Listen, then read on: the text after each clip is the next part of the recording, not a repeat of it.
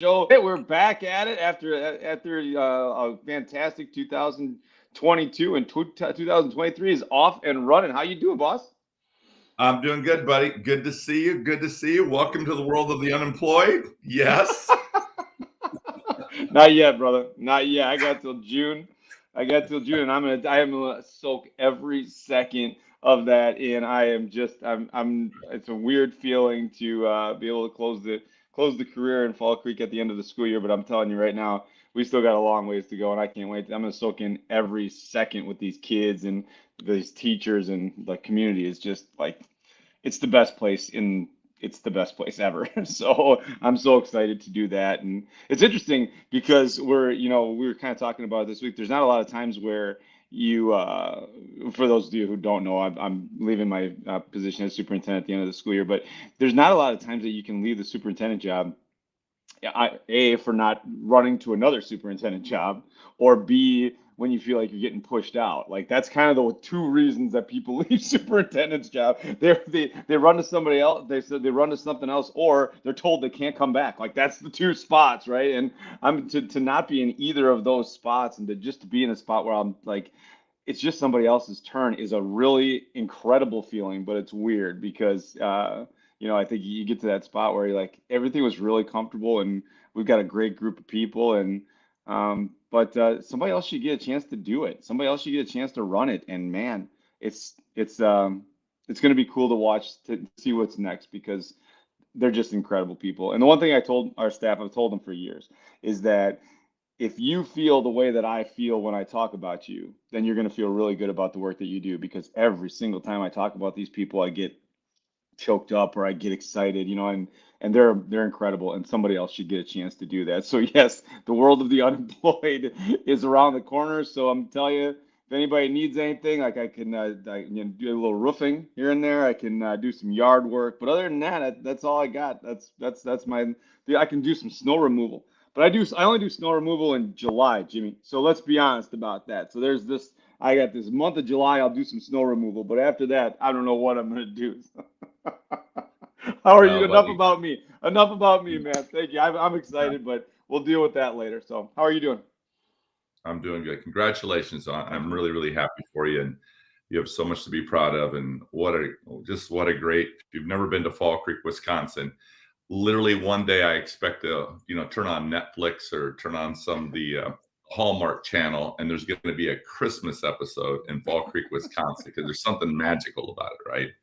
Definitely Yes. something magical about that place. I've been in your school several times. I've taken the long walk across the street from your house to the school. You know, that same 2 minute walk you Yeah. take or That's one and a whatever half, man. One and it a is. half. But Yeah, we're super excited for you, buddy. But guess what? You still got work to do, dude. I You do. got work I to do. do.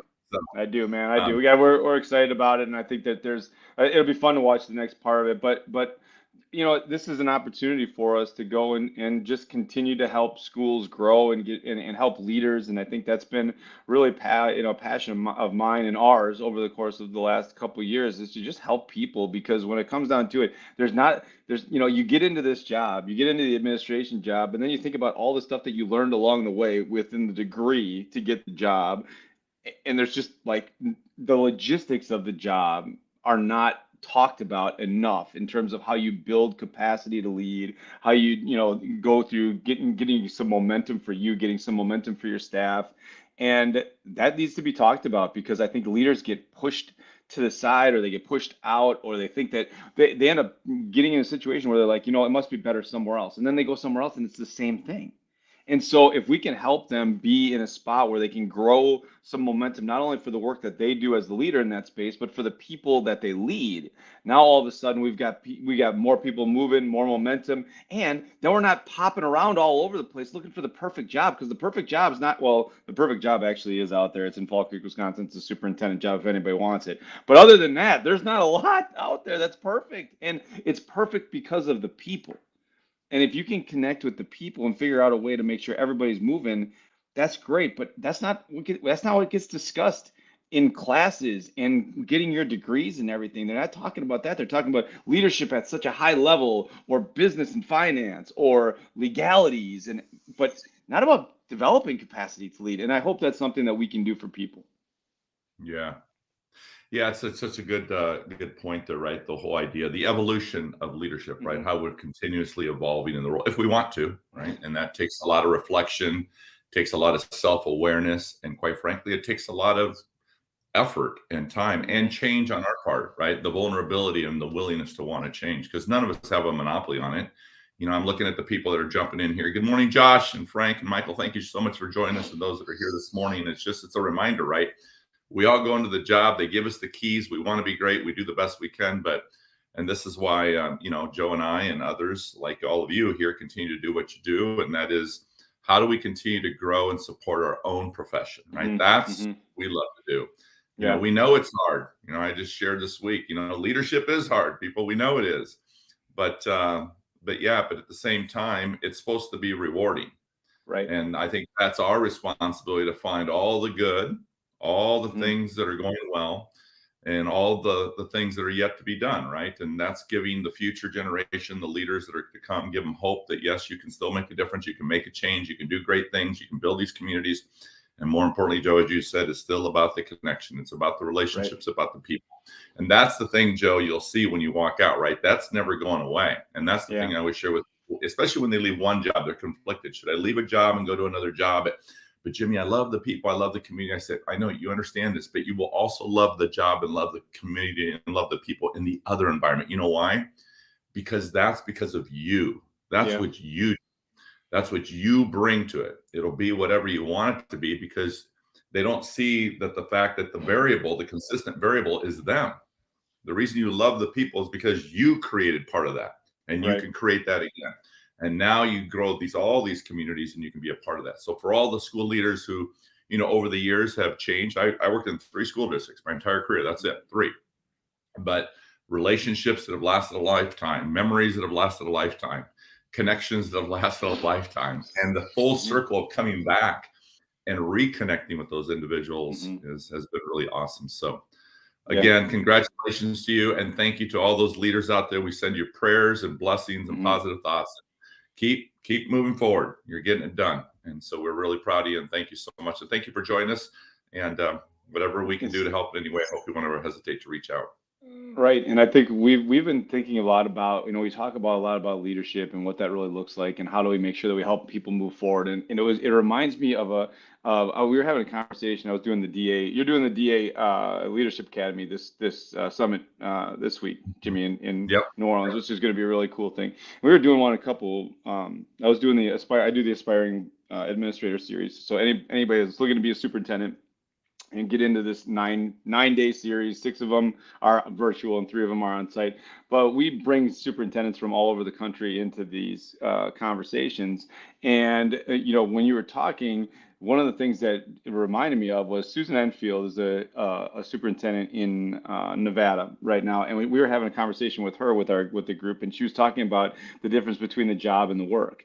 And I thought that was really poignant when it comes down to the difference between the job and the work. And a lot of times the job gets in the way of the work, right? Like the job and all the logistical things that need to get done, all the paperwork that needs to get taken care of, all the meetings that you have to have, all of the difficult conversations that you have with board members and community members and teachers and students and everything like that. Though that's the job part, but the work is different, right? The work is the inspiration. The work is seeing people grow. The work is leaning into each other. The work is, the work is what brings you back every day. But when the job gets in the way of the work, it's harder for you to come back every day and think about what the work is, because the job takes over.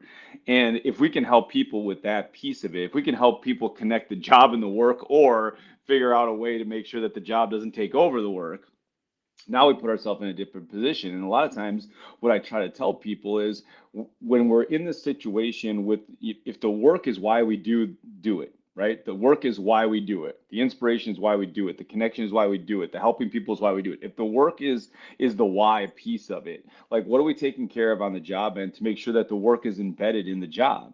Because if the job is all we see, it's like that conversation that we have a lot about, if the only thing that you see is the mess, then you don't get a chance to see the great things that happen within the context of the mess. So when we're talking about the work and everything that goes on, how are we finding joy in the job part of it, right? Where's the work embedded into the job part of it, all the logistical stuff? How are we making sure that we can still see the work through the job. And I think that's really hard, but it helps sustain momentum for you too, because otherwise you're always being knocked down as the leader in that space. They come to you when things are going wrong, but how often do they come to you when things are going right? And you have to almost manufacture that for yourself so you see it. There's a reason that I start my days in the 4-year-old kindergarten classroom, because I just need the smile. Like, I can chase smiles in 4K all day if I want, but I can get there, I can get a hug, I can talk about a sand table, I can, tell, yeah, somebody's going to tell me what they did last night. It's awesome. And then I can go do the other part of the job. But if that's the work, how are you finding yourself embedded in the work so the job doesn't take over your mentality and how you see the work, right? If that makes any sense. Yeah. It does, Joe, and that's so funny because I shared with you a potential topic, and part of the reason was that because yesterday I was having a long conversation and working with some educators yesterday, and this kind of the similar. It's along the same lines, not exactly, but it's all embedded, right? It all kind of intersects at some point. And Hmm. you're absolutely right, and and as you're talking about it, I'm thinking about that work through the job, the why, and how do you find that, Yeah. and how do you not lose that? And my mind kind of goes back to that culture permission. Because here's the thing, I think we will miss it sometimes. I think there will be Hmm. times we don't see it anymore. They blur and we can't separate them. And I think that culture permission, when it comes to culture and leadership, is so important because all of us, Joe, you, me, and everyone who's on the thread here today or on the show today we're here because other people helped us get here. Yeah. When I think part of the issue in leadership, Joe, is the pacing is so quick. There are Hmm. so many things. I mean, part of the work is that we're just mentally exhausted. We're just Right. tired. We're fatigued. We still have hope. We still believe. We're still passionate, but it wears on you because there's just so many things coming at you, and sometimes we don't recognize it in the moment. And I think at our weakest, I think where Hmm. we err, I think where we hurt our culture, where we create those undercurrents, is when we are fatigued and tired, because I feel like that's when we're vulnerable and we misstep because Yeah. we move too quickly or we overreact or we get emotional or we get frustrated or whatever it is. So how do we create that culture of permission where we give permission to others to help us see what we don't see in the moment? And I think that's why those connections are so important, because of that trust factor. When we Hmm. build that trust factor and give people permission to help us, because I do think everybody wants to be great at what they do, Hmm. but it's really hard to do that on your own. So Hmm. give permission to other people this week and say, hey, I want to be better in this. Hey, I know how I can be. Will you help me out? If you see me do this, if I respond this way, would you remind me? Because I probably won't see it and I don't want to Hmm. be that way, or I want to be better. So, how do we create that culture of permission to allow others to help us be great? And that's kind of, to me, in that sense, help me never forget the work. Don't let Hmm. it become a job. If you kind of sense that I'm kind of just making this a job, remind me, hey, I thought we talked about not losing sight of the work and what it Hmm. means and the value that it brings. Thank you. Thank you. And then be gracious, right? And show gratitude for that. And how do we build that culture? And to me, those cultures of permission are really, really important in the work that we do. And if you So find a way, I think the a lot of people then ask, well, where do I start that, Jimmy? Like, where does that start? Who do I ask? Where do I go? That kind of thing. And I think it's going to be a lot easier to start with people who you have given that grace to, right? Because they know what it feels like to have that grace given to them. So when you ask them for it to tell you when things are going, rough or whatever the case may be, you've already established that, you've done this for somebody else. So there's nothing wrong with it's not sandbagging to go to people that you care about, that you know that you have the biggest, that you have the most connection with, and tell them, hey, if I'm out of line, you need to tell me I'm out of line. If you think, over the course of the next couple of weeks, things are going to get really crazy. If you could just kind of keep an eye on how my interactions are, because I need some accountability when it comes down to that. And you're the only person that's going to tell me, or you're one of a small group of people that are willing to tell me. And I think that's been, for us, it changes that conversation, because we know we're going to get the truth out of these people. I think about the way that I think about it is, when I go out, and I used to go out of my office and take a right and walk down the high school, the middle school, elementary school, and come back and see I'd see everybody. but I'd always do it at 9 o'clock and walk out and walk around. And after a couple weeks of walking out at 9 o'clock, talking to people in all three buildings and coming back, there was a couple days where there wasn't as many people to talk to, and then doors started to be shut as I was walking around. And I finally had a conversation with one of our teachers who I respected a tremendous amount, and his door was closed, and so I opened it up. I'm like, "What's up? Why is your door closed? I came in to say hi." And he's like, "Joe, I love you, but I'm going to tell you right now, you're taking up all my prep time, and I got to get my stuff done. So it's great that you're here, but you're taking up." So, and I was doing that because I felt like they needed it, or I wanted to talk to them. It was on my terms, not theirs. So instead of going out at 9 o'clock and taking a right, what if you go out at 10:30 and take a left? Right now, you're seeing different things, and you're not always, And the first thing is, A, you're seeing different things. That's the best part. But B, then the people who think that you're only spending time with certain people are not saying that anymore because they see you all the time.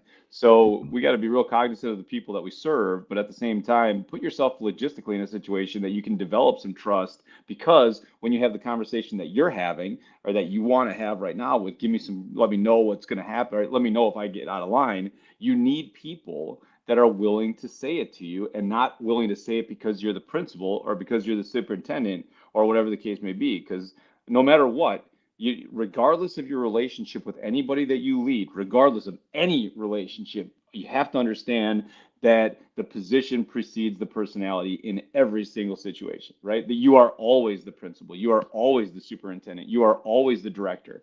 And that comes with a level of whatever you want to call it. There's a different level to it. And sometimes you're going to be told things that you want to hear because of the position that you hold. And if you have people that are willing to say to you, certain things about like how you're acting, or you just seem a little bit down, or whatever the case may be, then I think that you put yourself in a better position. The last week, my goodness, my resignation went for the board on Monday, and after that, the response has been like humbling to say the least. But the number of teachers that just came up and said, "Hey, how are you doing? Like, how are you doing?" The first thing I thought was like, "Oh, thank you for saying that." But the second thing I thought is, am I projecting something when I walk through? Is my head down? Am I out? Like, what's going on, right? So it was nice to hear, but it was also a check for me to say, look, man, you can't, if there's any perception of you not being all in until June 30th, it impacts the way people look at you when you leave, right? So that's a constant reminder for me that no matter, I have to be not overly energetic, but overly involved, overly, invested, be present, overly, yeah, aware and overly present in the moment to make sure that people know and understand. I have to follow up more. I have to say thank you for conversations more. All of that stuff is important now moving forward, because I want to make sure that people know that I'm still as invested as I was on January 15th as on January 16th when the thing went to the board. There's no difference in how much I'm invested. But if the perception is that you're not, now you've got yourself in a situation. So find people that you trust, and literally this week have a conversation with them. Say, this is a tough time of the year. In the Midwest, you wake up and you come to school and it's dark. You go home from school and it's dark. And there are days that you're like, man, did I even see the light of day because I'm invested in stuff that's going on in the building? You have to find some people, and it doesn't need to be a lot of people. It can be one or two, just to say, check me, because I need you. And when you have that, and you're talking about that culture where you can actually say that to somebody, right? And you can say, I need you to check me. Now, all of a sudden, we've got some momentum because there's, reliability on both ends. Yeah. It's funny. I was listening to you. I kind of just in my head just kind of broke it down, and the things you've already talked about this morning. I'm already seeing like 3 themes, right? Know your why, know your people, know yourself. Because even the example, Joe, you gave, and this is what makes our job so hard, but that's why the connections and the individuality of those connections is meaningful. Because think about it, that's why our job sometimes seems almost impossible, but it's not. You just have to see it differently. But you gave the example, the individual, you go to the room, you stop by, you want to check in, you think that's what you're supposed to do. But then eventually they say, hey, listen, love you. This is great conversation, but dude, I got work to do. I need my prep time, whatever that happens to be. So, but then the other side of it is, hey, you never stop by. I never Yeah. see you. You're never available. I've worked with building principals to say, I just want my superintendent to come out and kind of shoot the crap with me and just talk to me. Yeah. But it's not always about, the only time they come out is about business. Something's going on. They have an issue that they need to talk about, but then they don't stick around. So that's the challenge of leadership, knowing your people. And so again, one of those things is to ask permission. Hey, so let me ask you a question. Is it helpful when I come to your room? Do I get in the way? Do I bother you? I never want to become that way. And you just said about, then to me, it's like knowing your people. Mm-hmm. And again, everybody needs something different. Well, not everybody, but sometimes people need something different. So let's just ask them so we're aware of that and know it, so we don't have to try to figure it out or try to guess. Then you talked about the idea of, hey, you're walking around and people are noticing things. Hey, Joe, you okay? How are you doing? Worried about you. And you're like, oh, do I got my head down? Do they sense I kind of checked out? So that self-awareness is important, because again, that's what again makes our job hard, and why that culture permission is so important. It's because we won't see it. Right. You didn't see that, right? But they saw it. And that's why that's really important. So how do we continue to build those relationships, get that trust, ask permission, but be self-aware, but know your people, but also know why you do what you do, so that work doesn't become a job. And so to me, that intersect, right? It's all comes full circle again. So let's go back, because if we're talking about how we can connect the job to the work, right? And if that's the work, if that's the why, right? If you knowing your people, knowing yourself, knowing your people, knowing your why, if that's it, if that brings us back, then let's talk about the job to get to that place, Jimmy, right? What's the job? What's the logistics of that? So if we're talking about knowing our people, right? Let's talk about the logistics of getting to that place. And for me, I am a guy that needs to write stuff down. Like if I have my entry meeting with people when I get there and I'm having conversations in the first couple of weeks about what they're expecting and everything that goes along, if I have four principals and I have individual conversations about what they need from me, I need to write that down. And I need to write that down and say, okay, so they need, periodic check-ins. They need me to just trust them. They need to not be micromanaged. They need to make sure that I check in with them when I'm not here. They need whatever it is for them individually, for all four of them individually. Did I write that stuff down? And am I consistently coming back to it? Because I'll write it down. What happens is I'll write it down in September when I have the meetings, right? I won't take a look at it till November. How can that be part of the job where we keep coming back to that? Because if you're looking at it in September, October, November, and December, you don't have to look at it in January because you've been living it for 4 months, right? So if we're going to talk about connecting the job and the work, connect some of the things that are going to give you some momentum, like writing stuff down and checking in. How many positive notes are you sending to people? Where are you spending your time in the morning and at night, or whatever it is for you? Are you getting to school early to make sure that you can get your mindset, or whatever it is? Think about how your logistics of leadership impact the work that you do, because again, we get so bogged down that if you can't find some joy in the job, you start looking for another job to see if there's joy in that job. And there's not. There's not, because you haven't been able to find it in the logistics of how you lead. So think about, what are you doing to put yourself in a position so you can see great things that happen? And that comes down to our behavior, our conversations. And there's nothing wrong with writing that stuff down and coming back to check in. There's nothing wrong with having formal meetings on a regular basis just to make sure that they know how much you care about them is important. At the same time, sometimes it is just checking in and shooting the junk for a little bit and just kind of talking about whatever for a couple, minutes with somebody, just to check in and say how they're doing. Right? I mean, you got to find some joy in that, but you also have to change your logistics so you can see it. If you think that joy is just going to come to you, then you start to wonder why you do what you do, because it's not always in front of you, right? It's like when you say you're looking for a new car, and you say, "Well, I've been thinking, I've never seen let's say a Honda Passport. I've never seen a Honda Passport. All of a sudden, somebody told me about a Honda Passport, so I want to take a look." So you research the Honda Passport, and you take a look at all the stuff with the Honda. Then you start driving around, and you start seeing Honda Passports everywhere you go. right? Yeah. So you got to put yourself logistically in a situation to see great stuff so you don't get bogged down by the logistics of all the garbage that we have to deal with. The garbage isn't going away. It's just not. And if you're waiting for it to go away, you're going to be waiting a long time. Find joy in that garbage at some point. Yeah. Yeah, it's that whole idea of either or, right? It's not less than Right. an either or. It's a Yep. blend, and it's also knowing when to do this and when to do that. And so part of it's just always constantly moving and revolving and evolving and all those types of things. And you talk about the joy again. What we always say, hey, that's my responsibility to go find the joy. Mhm. And for most of us, we know where that joy is: kids, classrooms, watching learning happening. Go find the joy. What's keeping you from that? And that's the thing Right. that's always interesting to me when leaders say, well, I feel removed from the kids and I can't do this and I can't do that. Excuse me? You're in charge of your calendar. Hmm. What's keeping you from that? So Right. sounds like the calendar is now starting to control you. And that's where we got to get away from that. And again, that's giving people permission to help you not fall into that trap where we can't see it anymore. And so, Right. Joe, it's a reminder when you were talking about the idea of, you were talking about informal check-ins, formal sits down, formal interviews, formal conversations, maybe in August or September. And why do we wait till December? And then, we weren't really, kind of, quite frankly, intentional in that. So it's a Yeah. reminder not only for administrators, superintendents, or principals, or quite frankly, teachers.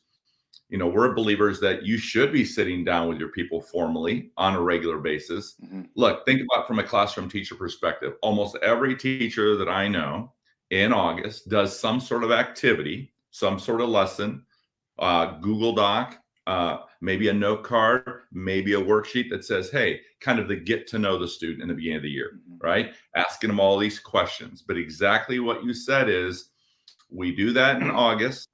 And then the question is, what did we do with that information? In other words, why Right. did we collect it? So we could just tuck it away. So in case something comes up later, right? In case something comes up later, I can go back and review that note card. No, what if we took that note card, that Google Doc, that information, and then after we did those or asked those questions, we actually intentionally took the time to go back, visit with those students and say, hey, I was reading through your responses and I want to ask you a little bit about question number 2. Talk to me a little bit about that.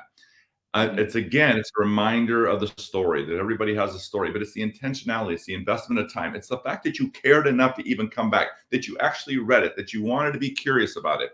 All those things are important and they're good leadership lessons and reminders for teachers to do with kids, for Right. principals to do with teachers, for superintendents to do with principals. We're all responsible for the culture and climate of the organization, but sometimes we have to be intentional. And by the way, why do we only do that in August? Yeah. Why don't go back and formally do that again in October or Hmm. January or April? That's the investment of time. Because if not, it kind of comes across a little bit as an obligation. That's Hmm. just what I had to do. So I kind of check the box, ask the questions, and then I'm done. And I never circle back to go revisit that. It almost can come across as a little disingenuous sometimes. So here, I have a question for you about that because I don't challenge that. You're absolutely correct. So the thing that I struggle with sometimes is I don't want to call it chain of command, but I almost have to call it chain of command just to kind of get the point across. And the chain of command in that if you're in charge of a certain group of people, like I'm in charge of the adults, taking care of the adults, taking care of the kids, right? I'm in charge of my principals and my directors, and that's what I'm in charge of, right? So I want to make sure that I'm connecting with them. But there are also other people in the organization that I want to connect with to make sure that they're doing okay, which is great and fine and everything that goes along with it. But I think we got to be really careful because if we're doing that with other groups and their supervisor or the person that they're supposed to connect with is now we're almost like going around them to get to make the connection, it might feel easier for them to come and talk to you about issues than it does to the people that they're supposed to come and talk to the issues with, which creates another undercurrent that we have to really be considerate of, right? So when you think about that, let's say I'm the superintendent in a space and I'm supervising principals, but I still want to make connections with teachers and making sure that they're checking out okay, what's the balance? Because I want our teachers, our paraprofessionals, I want all of them to go to the people in that situation that they have, to their building leader to have those connections. But I still want to have some too. Where's the balance for me? So here's what I would say to that. I mean, that helps me understand, because I wasn't real clear what you were saying, but that just defined it for me. So there's a couple things. First of all, I'm not saying there's a wrong or a right way, but here's what I believe is important. Whatever the decision we make as leaders in terms of what we want to implement or a practice that we want to do, I believe that a couple things have to happen. Number one, we have to be really clear why we're doing it. That's the first thing. We have to be really clear. Like, so if Joe Sanfilippo wants to meet with teachers, wants to meet with parents, wants to meet with busters, why? Why is it important to Joe? Communicate that why, as you know, Joe, and you always talk about this, because if you don't, they're going to create their own narrative, and it's probably not going to be very good. Okay, so that's the first thing I would say. The second thing I'd say is, how are we communicating that information? So if I go to one individual and start meeting with them individually, or I spend too much time informally with another individual, once again, I'm going to create a narrative that somehow I'm playing favorites because I spent a lot of time with this individual and not a lot of time with that individual. So to me, the way we communicate that to all the people in our organization, the why behind it, and then we create whatever that process is to do that, and that over time. So in your example, it might be like this. Hey, one of the things that's really important, and I'll try to model it. One of the things that's really important to me is that I have to be really connected with my building leaders. And this is why. And then you explain that, right? And then it's, hey, so here's the process I'm going to use, all right? On a weekly basis, on a monthly basis, on a quarterly basis, this is what I'm going to be doing. This is why I'm doing it. So let's say you're going to have the meetings. You'd say, these are the questions that I'm going to ask ahead of time. Why is that important? Because that process is very transparent. It's equitable. Everybody sees the questions. Now, you might say something like this. I'm going to ask everybody these 3 questions, but I'm going to ask a specific question that's specific to your content, to your, whatever that is. So you can do something different for different people, as long as people know ahead of time and why you're doing it. And then you could turn around and say, but you know what else is important to me? I also still want to be connected with teachers, and I want to be connected with custodians and secretaries and paras and everybody else. And so what I'm going to do there is, obviously I can't do it everybody at the same time, but I would like to start with this group of individuals, with my plan being next this, or you could say something like, so I'll be doing those individuals informally. I'll be working with my secretary. I'll be going building by building. I'll be going grade level by grade level, department by department. As long as people know ahead of time what it looks like and why you're doing it and how we communicate it, I think you're safe with that. I think you avoid those undercurrents. But again, these aren't perfect. You know this, Joe. They're not perfect processes. These aren't perfect systems. But what will happen is, in leadership, when we manage the process effectively, I believe we'll always get a better result. We're not perfect beings, but we know there are things we'll do that will create issues for us. So how do we begin to avoid those? And to me, it's always the process, because a poor process typically gets us a poor result. So, anyway. The two things that I think that resonated with me with those, I completely agree with you. One, are you clear in how you're going to go about it? And which means it goes back to our first conversation with the group at the beginning of the year. Did you ask them, how do you want me to support you in this building? What are some things that we're going to do that I can support you in? Here's my process, just to make sure that we're getting, angles, we're getting every angle covered. And some of those conversations could be really difficult, and some of them are going to be really easy, but they're all going to be conversations that we're going to have. The second thing is that people are, we're creatures of habit, right? But there's comfort in knowing what's coming. Right? There's definitely comfort in knowing what's coming. So if we can create comfort in knowing what's coming for people, in what questions we're going to ask, who we're going to talk to, when we're going to have those conversations, and what it's going to look like throughout the course of the year, there's comfort in that for people as they move forward. And I think that if we do that, and then the process says we're going to follow up, and we do, now we've created a system where we can kind of move everybody forward, where it doesn't feel like it's gotcha. Because if we just say, well, you know what, I've been hearing about this, so I think I'm just going to go meet with a bunch of people because I've been hearing about this, and then all of a sudden that turns into, wait a minute, aren't they supposed to be meeting with this person? And so what are you doing? Like, that's where we get into trouble from a leadership standpoint, is when we break the process under which we operate. It creates a, definitely an undercurrent of, why is this person talking to me? Why is Joe talking to me? This is not a Joe thing, right? Yeah. So And then it becomes like people start asking that question, that in the absence of knowledge, people tend to make up their own, like we had mentioned before.